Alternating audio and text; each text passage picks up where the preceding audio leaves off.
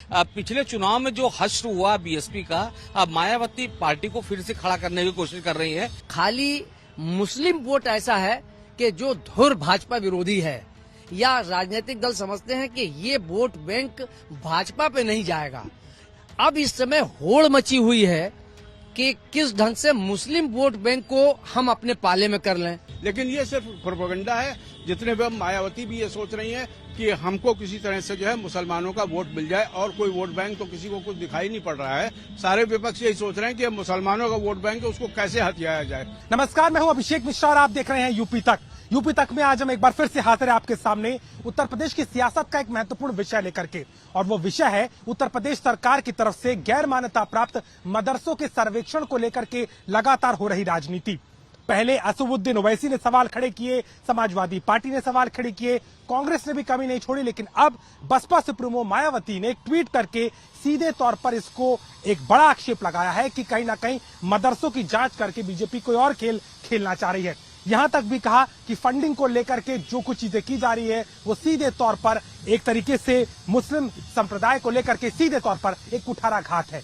लेकिन ये ट्वीट आखिर क्या कहता है, क्योंकि ये पहली बार नहीं है जब मायावती ने मुस्लिम समुदाय के विषय को लेकर के किसी पार्टी पर हमला किया हो। इसके पहले भी वो अखिलेश यादव पर तुष्टीकरण की राजनीति का आरोप लगा चुकी हैं, और सीधे तौर पर मुस्लिम समुदाय के वोटों का इस्तेमाल करने का भी उन्होंने आरोप लगाया था। आखिर इस ट्वीट के क्या मायने हैं और क्या मदरसों की राजनीति उत्तर प्रदेश में और बढ़ेगी, इस पर बात करने के लिए हमारे साथ में आज एक और वरिष्ठ पत्रकारों का पैनल जुड़ रहा है। शुरुआत करेंगे, सबसे पहले आपका तारुफ करा देते हैं। हमारे साथ में सबसे पहले मौजूद है नवल कांत सिन्हा जी, वरिष्ठ पत्रकार हैं, हमसे चर्चा करेंगे। इसके साथ ही हमारे साथ में प्रमोद गोस्वामी जी हैं, लगातार हमारे साथ इन विषयों पर जुड़ते रहे हैं और आज भी हमारे साथ हैं। हमारे साथ वीरेंद्र सक्सेना जी भी हैं, वरिष्ठ पत्रकार हैं, इनकी भी राय हम जानेंगे। और हमारे साथ में जनार्दन मिश्रा हैं, ये भी वरिष्ठ पत्रकार हैं और राजनीतिक तौर पर अपनी पकड़ रखते हैं। तो चलिए शुरुआत करते हैं, और सबसे पहला सवाल आज नवल जी आपसे शुरू कर लेता हूं। मायावती के इस ट्वीट के क्या मायने आप देख रहे हैं? एक तरफ वो हिमायती अपने आप को दिखा रही हैं, बीजेपी पर सवाल भी खड़े कर रही हैं, लेकिन आपको लगता है कि क्या ये एक राजनीतिक हथकंडा है इस ट्वीट के जरिए मायावती का? देखिए, बीजेपी से हट के उत्तर प्रदेश में जो राजनीति है उसमें अल्पसंख्यकों के वोट का बड़ा महत्व है। आप देखेंगे कि जब बीजेपी से पहले समाजवादी पार्टी की सरकार थी तो वो एक अल्पसंख्यकों की एक कैडर पार्टी एक तरह से मानी जाने लगी है। जब से मुलायम सिंह का उदय हुआ तो वो वोट लेती रही। उससे पहले जब बीएसपी जीती थी तो अल्पसंख्यकों के अच्छे खासे वोट पड़े थे। पिछले चुनाव में भी जहां मुस्लिम कैंडिडेट मायावती ने मजबूत दिए थे वहां उनको अच्छे वोट मिले। तो एक वोट बैंक है, और हमको लगता है कि पिछले चुनाव में जो हश्र हुआ बीएसपी का, मायावती पार्टी को फिर से खड़ा करने की कोशिश कर रही है और उसमें कोई अहम भूमिका निभा सकते हैं। यानी जो उनके कैडर वोट है, जो दलितों के वोट है, जाटव के वोट है, उनको इकट्ठा रखने के साथ साथ अगर मुस्लिम वोट भी जुड़ते हैं और जो लोग कहीं से नाराज होते हैं बीजेपी से या समाजवादी पार्टी से संतुष्ट नहीं होते हैं कि वो अल्पसंख्यकों को ये भी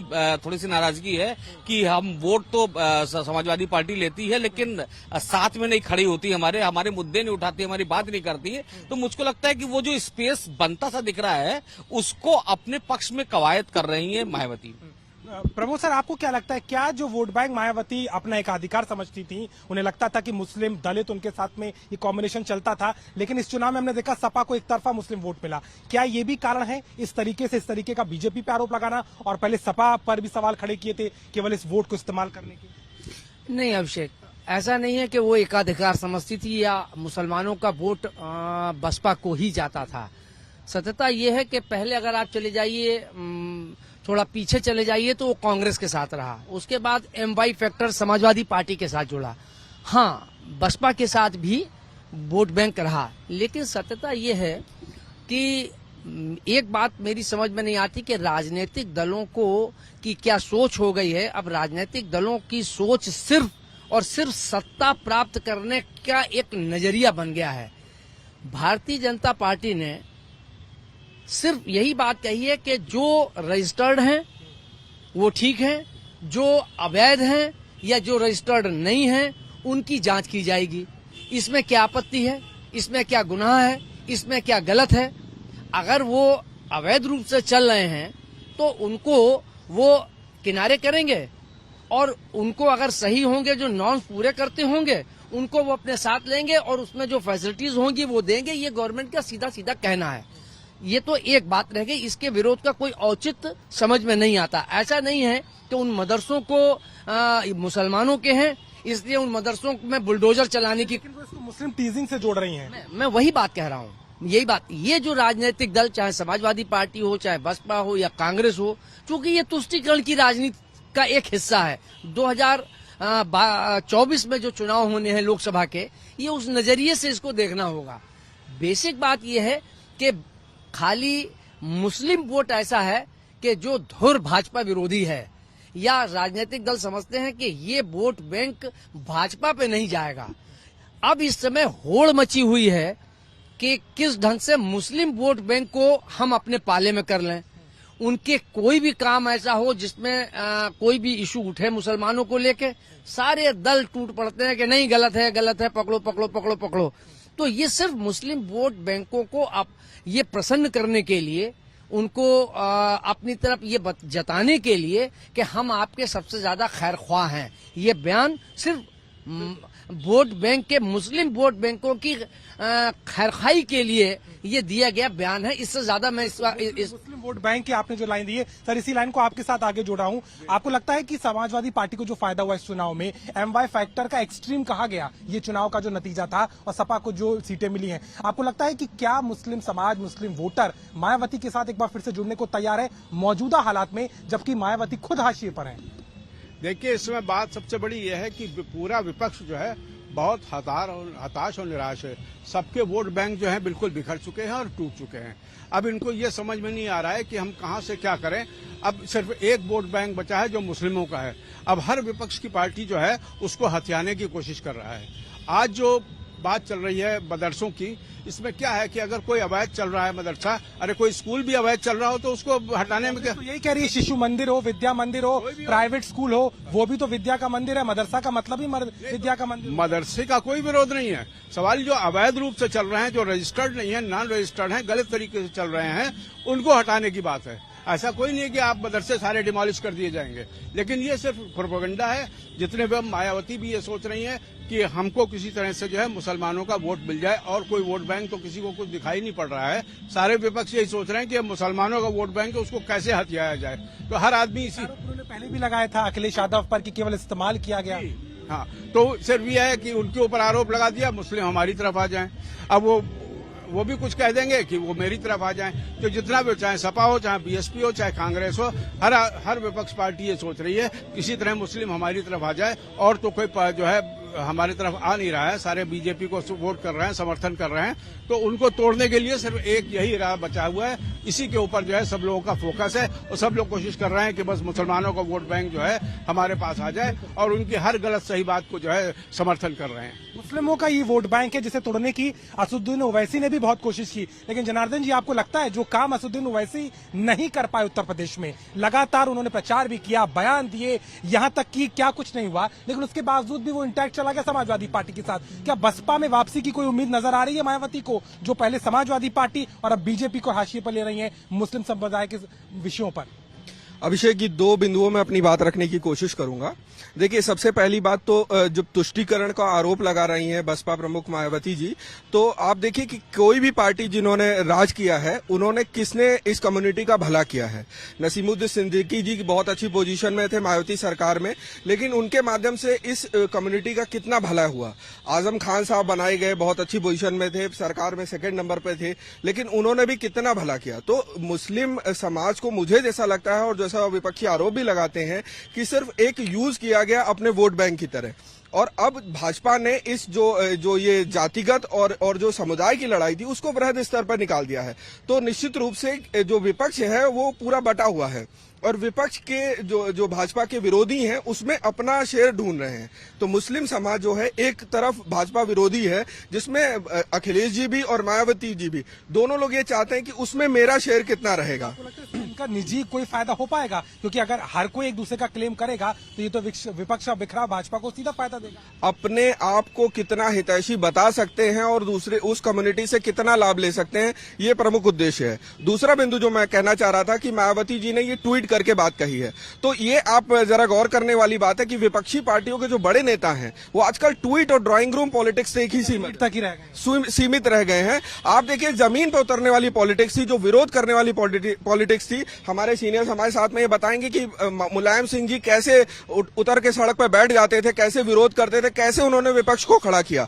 लेकिन आज की स्थिति जो है, आज आप एक ट्वीट करते हैं, उसको चर्चा का विषय बनाने की कोशिश करते हैं और आपको लगता है कि जनता से आप जुड़े हुए हैं। ऐसा है नहीं। ट्वीट की राजनीति शुरू हो गई। लेकिन सर, आपको लग रहा है कि जो ट्वीट की राजनीति की हम बात कर रहे हैं, मायावती इस तरीके के अपने बयानों से, इस तरीके की आरोपों से क्या वो जगह बना पाएंगी या ये महज खाना पूर्ति रहेगी, कुछ और करना पड़ेगा? देखिए, 2024 का जो चुनाव है लोकसभा का चुनाव होगा और लोकसभा के चुनाव में जो राष्ट्रीय स्तर की दो पार्टियां हैं, मुझे लगता है कि उन्हीं में जो कॉन्टेस्ट होना है, चाहे कांग्रेस और बीजेपी के बीच में ये लोग थोड़ी बहुत अगर पा जाएंगे, कुछ लोकल, कुछ जो कैंडिडेट खड़ा होगा वो अपने प्रभाव से या कुछ सीटें इन लोगों को मिल जाएंगी तो ठीक है। अदरवाइज मुस्लिम का रुझान कहाँ दिख रहा है आजकल? मुस्लिम समाज का रुझान जो है, मुझको ये लगता है कि नेशनल, जब ये लोकसभा का चुनाव होगा तो उसका रुझान कांग्रेस की तरफ से होगा, निश्चित रूप से। कोई स्टेक होल्डर नहीं होंगे, ना समाजवादी पार्टी, ना बीएसपी, क्योंकि उन्हें पता है कि और कोई आदमी जाकर के केंद्र में वो बना नहीं सकता सरकार। अगर सरकार बना सकती है तो वो सरकार कांग्रेस ही बना सकती है।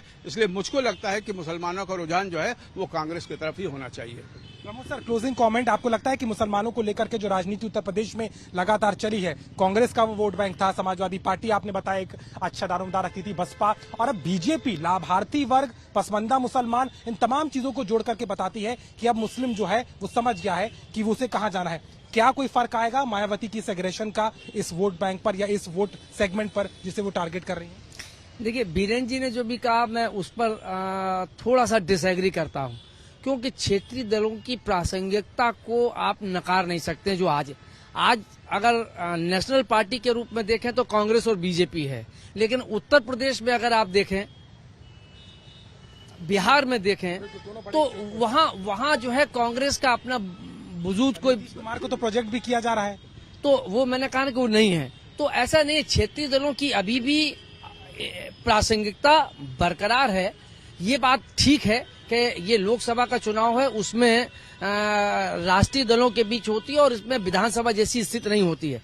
लेकिन जहां तक मुस्लिमों को लेने की बात है, मैं समझता हूं कि जिस ढंग से समाजवादी पार्टी, जिस ढंग से बसपा, जिस ढंग से कांग्रेस मुस्लिमों के मुद्दों को लेके मुखरता से आगे बढ़ रही, वो सिर्फ अपने वोट हासिल करने के लिए है। मुझे लगता है कि इसका लाभ बीजेपी को मिलेगा अगर मुस्लिम डिवाइड होता है। लेकिन जो विधानसभा चुनाव अभी 22 में हुए हैं, उस ट्रेंड को अगर देखा जाए तो मुस्लिमों का ट्रेंड अब की कुछ अलग रहा है और उन्होंने डिवाइड होकर वोट नहीं दिया। बीजेपी को रोकने के लिए उन्होंने एक मुश्त वोट दिया है। तो बीजेपी मुस्लिम अभी भी मुझे लगता है कि वहां इस लिहाज से अपनी वोटिंग पैटर्न रखेंगे कि यहाँ बीजेपी को कौन हरा सकता है, कौन दल है।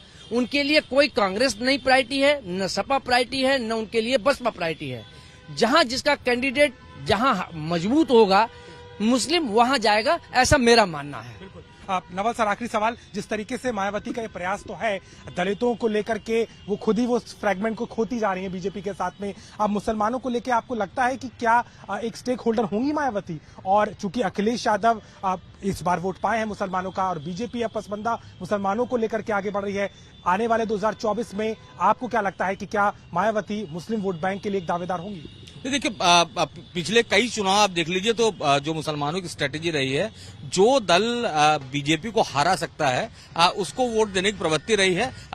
जो पिछली योगी सरकार थी, उससे पहले जो सरकारें रही और जो पूर्ण बहुमत की सरकारें रही, उसमें ऐसा लगा कि वो सीधे सीधे वोट एक दल की तरफ चले गए, पहले बीएसपी के बाद और अगली सरकार में समाजवादी पार्टी के साथ। तो यही स्ट्रेटेजी बने रहेगी। लेकिन एक नई स्ट्रेटेजी जो बन रही है जो बीजेपी की तरफ से, उस पर भी गौर करने वाला है। बीजेपी ने जो अपने सर्वे कराया उसमें तमाम जगह से पाया गया कि जो मुस्लिम मतदाता थे उनकी वोटिंग परसेंटेज कुछ कम हुए और उनको लगा कि जो एक नफरत थी वो अभी ऐसा तो नहीं हुआ है कि वो आगे बढ़ के उनको वोट देंगे, लेकिन अगर मुस्लिम वोटर थोड़ा सा उदासीन भी हो जाता है तो वो उनके लिए फ्रूटफुल रहता है। तो एक तरफ जहां मदरसे की जांच करवाई जा रही, जो अपना कैडर वोट है, 16,500 रजिस्टर्ड मदरसे थे और बाकी जो गैर रजिस्टर्ड मदरसे। राजनीति पर विपक्ष को फायदा हो रहा है क्योंकि जिस तरीके के सवाल वो कर रहे हैं, लेकिन सरकार का स्टैंड क्लियर है, सर्वे तो होकर रहेगा। इस सर्वे होकर रहेगा और सरकार भी सर्वे तो करा ही रही है, लेकिन अभी आज ही एक आदेश जारी हुआ है कि जो स्वास्थ्य विभाग में जो नाम पट्टी लगाई जाती है वो हिंदी के संग संग उर्दू को भी लगाया जाए। तो मुझको लगता है कि ये जो कवायद विपक्ष कर रहा है उसको तोड़ बनाने की भी कोशिश बीजेपी कर रही है, लेकिन बीजेपी के लिए बहुत अच्छा है कि अगर कांग्रेस, समाजवादी पार्टी और बहुजन समाज पार्टी अगर मुस्लिम करने लगेंगी तो उनकी का बिखराव फायदा बीजेपी का। हाँ बिल्कुल, अगर वो अलग अलग लड़ते हैं और अलग अलग मुसलमानों की बात करते हैं और वोट किसी भी स्थिति में थोड़े बहुत बढ़ते हैं तो जाहिर सी बात है वो बीजेपी को फायदा होगा। साफ तौर पर ये पूरी राजनीति जो मुस्लिम वोट बैंक को लेकर के शुरू हुई है वो कहीं ना कहीं इस बात को साफ तौर पर जताती है कि तमाम पार्टियों के लिए समुदाय कितना महत्वपूर्ण होगा 2024 की लड़ाई में। मायावती न सिर्फ सपा पर आरोप लगाती हैं बल्कि अब सीधे तौर पर मदरसों के सर्वे को लेकर के जिस तरीके से बीजेपी पर सवाल खड़े कर रही है वो साफ तौर पर जताता है कि आने वाले लोकसभा के चुनाव में इस वोट बैंक को लेकर के कितनी कवायद होगी, जिसकी सुगबुगाहट धीरे धीरे अब उत्तर प्रदेश की राजनीति में दिखाई देने लगी है। लखनऊ से कैमरामैन रोहित मिश्रा के साथ अभिषेक मिश्रा, यूपी तक।